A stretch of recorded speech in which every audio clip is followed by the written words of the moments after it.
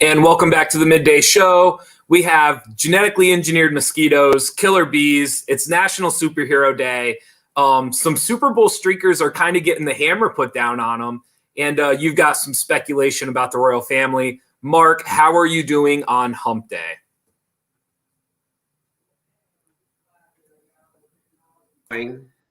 As you know, it was a struggle to get things fired. When you click on Chrome and nothing happens, then what do you do?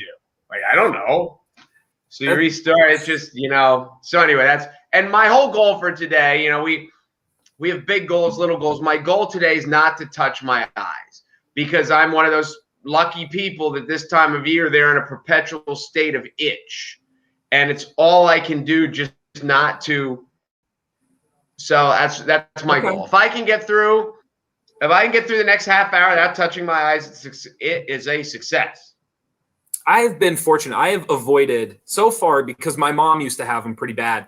I have avoided like the allergy, because don't they typically they can kick in when you kind of hit middle age? I've had them since I was a little kid. I was that kid at AYSO soccer games, sitting there with cold compresses on his face, because it was so. It's a rat. It's like poison ivy. Don't scratch it. And as long as I don't touch it, but it can be tough. It can be tough. So I'm trying my best. All right. So the first story we have, I was kind of blown away when I first saw this, but now as I read it, it makes more sense. Florida, of all states, only Florida, is going to release genetically modified mosquitoes this week as part of its efforts to control one of the disease-spreading species of the biting insect. They're going to release almost 150,000 male mosquitoes in the coming weeks. They've been engineered by a firm in Great Britain, and the idea of it is that when they mate with the female, the resulting offspring will be unable to survive. This, to me, is something like 2 years ago. I feel like this would have been headline news. And now today in our crazy world, it just kind of gets slipped under the rug. But we are officially in the country, in the United States, releasing genetically modified species into the environment. It is crazy. And that's it. How are they gonna? Well, they're gonna mate with them, and the offspring they're not gonna survive. So no, you would think in the mosquito world that the chicks are gonna start talking, and and they're gonna be like, don't mate with these because your kids won't live. So you'd think word will get out, but it is clever. It's if this works and there's no downside, what could possibly be a downside? We haven't seen, what if they mate and they have these mosquitoes that end up growing to be 500 feet. So yeah. But if it works, there's no pesticides. There's just little mosquito carcasses all around. So I don't know, but the thing that you hit the nail right on the head. A few years ago, this would be front page news of every story. Now it's just yeah, no, I'll get nerdy on you a little bit. Have you ever heard about cane toads in Australia? Of course. Who hasn't? I have a minor. My degree is in mathematics. My minor is in cane toads. Okay, there's a couple of great documentaries on cane toads in Australia. And the reason for that is back in the 50s and 60s, they brought cane toads to Australia. They're not a native species on that continent. And they brought these cane toads in, and basically they now exploded.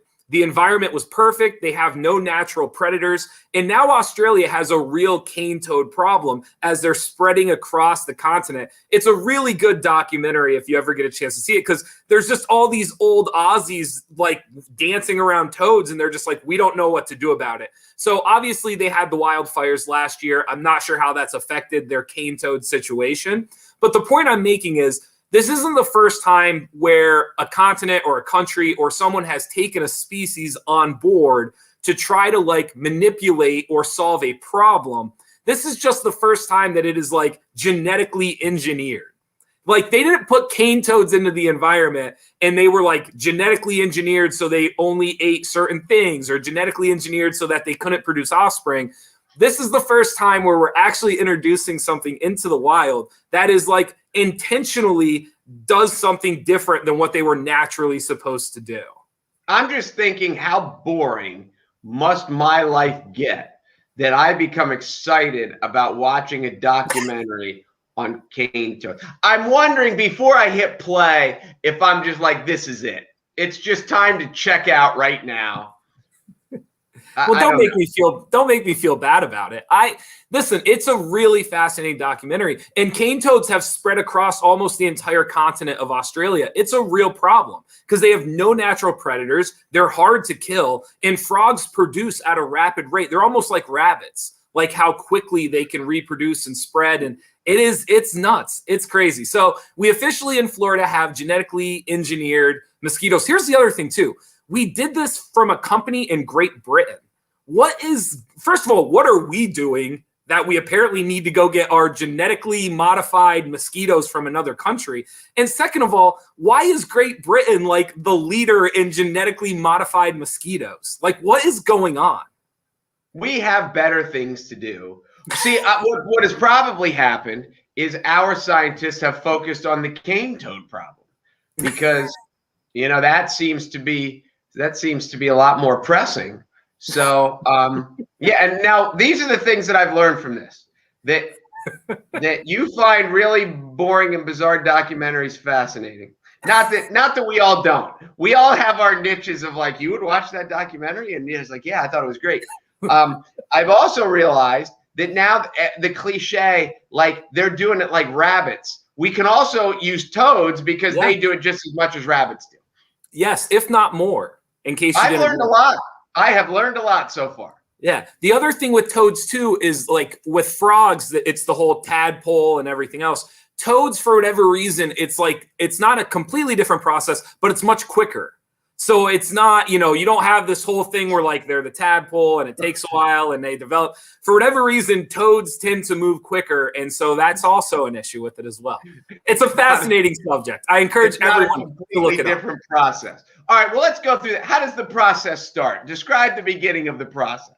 Well, one toad sees another toad and, they do toad things. I don't know what to tell you. It's also National Superhero Day. A lot of different ways to go about this. I think one of the ways that you brought up in pop culture, and this is where, for me, like it's kind of a jump and I've kind of adjusted to it. I was never in like the comic book era.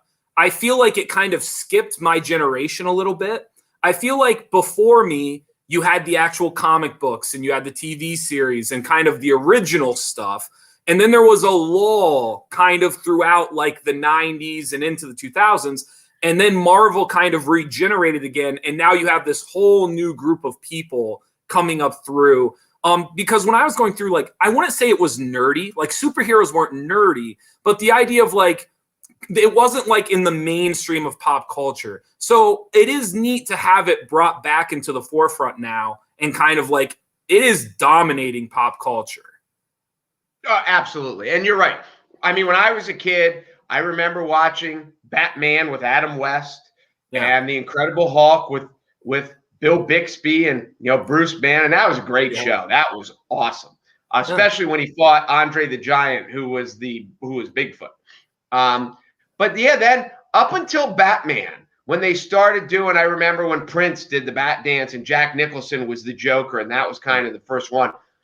And then, but you would have never, when I was watching Super Friends, and that's where the League of Doom and the what was it? You would have never thought that they'd be making an Aquaman movie, a Wonder Woman, and for some reason, they all hit, and. I think I watched Thor and I thought it was and I watched Wonder Woman, a lot of it. I don't know why anyone thought the Wonder Woman one was great. I don't. There were a couple funny lines that I found in it, but Black Panther I liked. I didn't think it was the greatest movie of all time like everyone else does. I really like the Iron Man ones. I think Iron Man is fantastic, and the rest of them, I don't get it. But apparently I'm on the outside looking in because everybody else flocks to these. Yeah, I think I get it a little bit more than you. I will say this, I kind of being on the same page. I remember going, like, being convinced to go see the first Iron Man when Marvel first started, like, revealing and redoing these movies. And I remember going, like, being talked into it with Robert Downey Jr. and, like, you'll just trust me, and having, like, a friend or two. And I remember watching it, and at the end of it, I just had, like, it was so different. Like, I just remembered thinking to myself, like, oh, this is not, like, this is it now. Like, this is not going away. I loved those early Iron Man movies, and it's kind of carried me through where, to your point, I'm not as excited to see some of this stuff, but I watch it because, like, I kind of trust it. Like, its basement is so low. I know I'm going to be entertained. I'm going to see a few things that I wouldn't see in a typical show or movie. And it's just kind of suckered me into now where I'm kind of all in on the Marvel universe. I mean, did you see Ant-Man? Yeah. It couldn't have been good. Don't tell me it was good. It couldn't.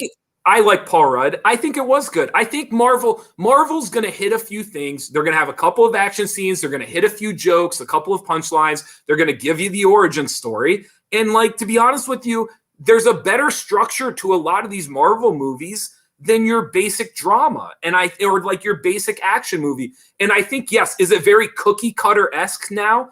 Absolutely. But you know what? Like, I kind of like the cookie cutter mold they're using. Like, I'm kind of You like cookies? Is that what you're saying? You really like cookies, so it doesn't matter? I do. It's killing me with my internet. I did like the Tobey Maguire Spider-Man ones. Now there have been 7,000 versions of Spider-Man movies. I can't even keep them straight. The last one was a straight cartoon, which my kids loved, and I thought it was okay. There was one I saw, Shazam, and I thought it was underrated. I thought Shazam was better than I expected, but yeah, I don't know. There would have never been. It would have been a cult following back in the day. That's what I would have thought. And now the cult is like everyone. Yeah, no, they do a nice job with it. You have to give Marvel credit. They've nailed it. Who is your superhero of choice? Who's the one you're picking? I was always, even when I was younger and I wasn't into superheroes, I've always had an affinity for the Hulk. I don't know. There's just something so, just like, everyone wanted to be Superman. Everyone wanted to be Spider-Man, Batman. Like, you could see yourself being those people. The Hulk is just so different, and there's just something about Hulk smash and Hulk culture. I was just always he was always my favorite. And you could relate to it because you were just a bruiser your whole life. Yeah, that's what it was. And of course, without a doubt, the best superhero movie is Deadpool. No one debates that. Well, and I'm a Ryan Reynolds fan, so you're not going to hear anything from me. Deadpool kills. All right, let's get to it. I'm going to make you do the advertisers today. All right. Midday show. Just to get entered to our Weis wheel. Thank you to Weis Markets for sponsoring our show and for having prizes that we can give away. You just have to go on Facebook and join the Midday Show group. Then if you are lucky enough that the computer spits out your name, you win a T-shirt and you win a chance to win more stuff. We have a $25 gift card, a $50 gift card, a $100 gift card to Weis Markets. We also have a gift card to the Break Room, the Moon and Raven, and Eat and Run. So here we go. We have a winner who's not going to win because Jeff is. I thought he's going to be hot this week, and he's continuing. Oh no, you won yesterday. I did win yesterday. I got Eric McNulty a Moon and Raven gift card yesterday. So you won yesterday. So maybe it'll be 2 in a row. We'll see. Who knows? Here we go. Today's random winner from the Midday Show Facebook group is Barbara Most. There we go, Barbara Most. So Barbara, you get a T-shirt, and plus you get something else, maybe. Here we go. It depends if Jeff is spitting like a superhero today, or if he is pure kryptonite. Oh, there it is. Don't call it a comeback. We're on a streak. $25 gift card to our title sponsor, Weis Markets. There you go. 25. I could use that. Actually, I want the $100 one. The $100 one is the one I want. Who doesn't? All right, back to back. See, you don't. This is the problem. You'll just say like, oh, you've been off, you haven't hit, da, da, da, da, da, da. And then I go back to back, and you're like silent. No, I'm impressed.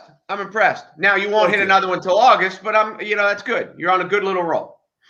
I am. Speaking of someone who was on a good little roll, and then it ended, and it's not going to end anytime soon because the judge has decided that 2 streakers at the Super Bowl. They are not, basically their appeal was shut down. I'm going to look up the exact details for you, But basically, the judge is going to try to put the hammer down on 2 streakers at the Super Bowl. What is your opinion of streaking?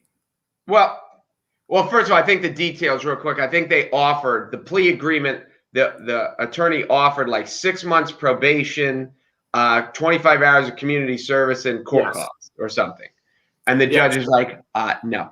I mean, streaking in general, I would suspect it is people who are desperate for attention, who have no idea how to be cool. I picture this as like the bottom rung of the fraternity guys. Like, we just got in. We're not cool at all. We're trying to be cool. What would be really cool is if when we text these girls, they text us back, but they don't. So we will try to find some other way to be cool. And these are the guys that are like, I'll drink 30 beers in 20 minutes. I'll do, I will climb the flagpole during the middle of, and I will run around naked just to get attention because, like, I'll do something no one else will do, and that's why I'm cool. I think it's go ahead. I am flabbergasted right now. Like, I don't even know where to begin. I think I always viewed streaking, and listen, I can't control who actually ends up streaking or not. Like, if the guy on the bottom rung of his fraternity gets talked into it, like, what am I going to do? But I would say this, I do think there is like a moment thing to streaking. Like, you're in the moment, you're worked up to it, and then you jump the wall and you're streaking across the baseball field or the football field or whatever. I do think like there is kind of a, I don't want to call it beauty to it, obviously, but there is like a sense of like just taking the moment. Like, it's yours. Like, here's this great Super Bowl going on around you and everything else. And now the only thing anybody's watching is you. And so to me, like, there is kind of like you're grabbing the moment in a way. Now, is it a great way to grab the moment? Probably not. But I don't know. I'm not as down on it as you are. Are you? So when was the last time you streaked? We've done some skinny dipping in our day, but I don't know if I've ever streaked. Well, yes. Hold on. Yes, you do know if you've ever streaked. Have you ever streaked? No, I mean, no. But there's a lot of nights you don't always remember. So like, I personally have never streaked. I'm just saying, like, I think this judge is being absurdly harsh. I'm not saying they shouldn't be punished. I think what they said, again, it was 6 months of probation, 25 community service hours. They would have to pay off their own court costs, and they would have to write a letter of apology to the National Football League. Like, they did, like, what more? They didn't kill somebody. Like, what more do you want from 2 guys who streaked at the Super Bowl? They're just. This is the thing. Like, you think there's a level of coolness about it. I think these 2 are the biggest losers. Like, this is going to be the high point. They are going to be like 80 years old, sitting on the front porch of the nursing home, and they're going to say, like, what did you accomplish in life? And they're going to say, I went streaking at the Super Bowl. Like, that is nobody who has. No. I don't see it. Wow. They are. This is what I would say, and I think this is what America wants. America, like, if you are going to do this, and this is fine, let's not have the old fat security guard in the red shirt. We'll go Bruce Lee movie on you, and the 22 football players that are on the field at the time, they will tackle you. And if you can dodge them and you can do that, then that's fine. But what America would really love to see is one of these drunken idiots get laid out by a middle linebacker. That would be awesome. So yeah, absolutely. that should be on the back of the ticket stub of the Super Bowl. Or there should be signs there. If you run on the field, we're not worried about prosecution. You run on the field at your own risk, and there's a chance that you're going to get a helmet planted in your sternum and you will never breathe again. But I don't know about the last part you said, but who's not rooting for that? Like, isn't that part of, like, is it part of it is like you're kind of hoping that they get decked? Like, you're hoping the security guard makes the play of the night. Like, you're hoping that it was like when the outfielder came in and swooped in and grabbed the flag before they burned it, right? Brick Monday. Or so, you're hoping for that moment as you're watching. That's kind of part of it. It's not so much that you're rooting for the streaker. It's the idea of like, here's the moment, it's happening, no one's getting hurt. Like, let's just enjoy this and let's hope that somebody makes a moment out of it. That's all. Okay, so then yes, here would be, if I'm the judge, this is what I say. All right, you're good. We're not doing anything, but next year at the Super Bowl, you have to do it again. And these are the rules. And plus, next year at the Daytona 500, you have to go streaking on the track and try not to get run over. Because that would be, so that's like, there you go. You could be our mosquito bug on the windshield as, you know, as Kyle Busch drives by. Like, that would be awesome. It's so, I mean, it'd be like if you go to a Broadway show and some moron runs up on stage. Like, it's just, it's so idiotic. And there's I'm surprised teams, especially athletic events, I'm surprised they don't plant a streaker. Like the way they plant, like on the kiss cam, they'll have someone in the opposing team's jersey and he'll be like ignoring the girl. Have you seen that before? Yes. Yeah. I'm shocked that teams don't like plant someone and then have the mascot just like, I don't know. Well, I don't want to encourage it. I think streaking is much more pop culture, ingrained in pop culture in America than what you are giving it credit for. Maybe I know that there were. You sound old. You sound old and fussy and curmudgeon-y, and I can't think of any other words that would imply you sound old. Depending on what stadium you were in, Mike, is like the people that ran on the field when the security guards got them off the field and down into the tunnel. Some were kinder than others, but he's like, there were places you didn't want to be the guy that ran on the field. I'm sure. Because I don't doubt that. Because once you got out of public view, they were much less gentle. Yes. So, let's end it this way. As a spectator, just from a spectator perspective, you can't tell me you're more excited when one goes on the field than before it got on the field. I mean, I think it depends. No, it depends what the point of the game is. It depends how much I care. Yeah. It depends how much I'm rooting. When someone goes, there's a streaker on the field, everybody in Buffalo Wild Wings looks up. Nobody in the room is changing the channel when the streaker appears on the field. They don't show the streaker on the field. That's not why anymore. They used to. They haven't for years. If a streaker goes on the field, I am hoping that he gets clotheslined by one of the guys, and he ends up damaged. That's it. Well, I don't know. Again, I'm not sure about the damage part. I'm with you. I just don't understand why you're so down on it. I just think it's I'm not like, I feel sorry for the people because like this is what you've come up with to be a really good idea. Like it's, I don't know. Well, this is something I don't I'm so over the royal family, but apparently there's rumor, whatever. There could be a royal divorce in the works. I'm so over it. I've already told you before, I don't understand it. I don't understand why they're so special. I don't understand why people want to hear about it. I don't understand the royal family.